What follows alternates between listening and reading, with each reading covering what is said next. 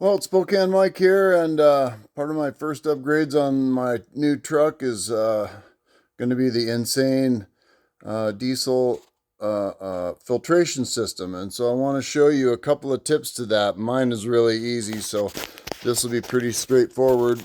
Here we go. On the Cummins, you can see this line right there, the black line.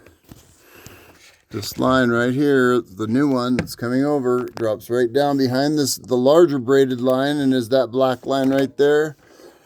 That goes right to the top of your oil filter housing. Super simple.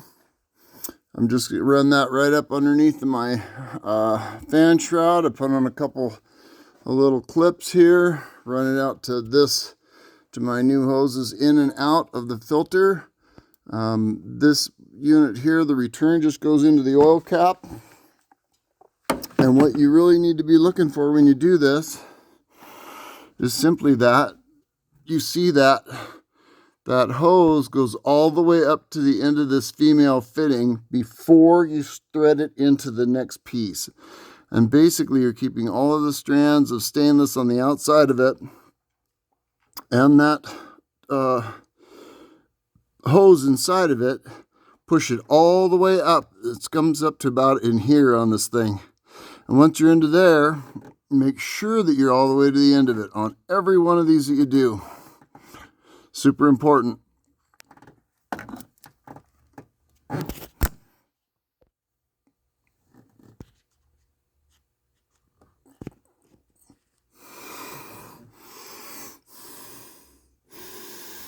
And once you get them to that far, then you can take it to the next step and thread this on.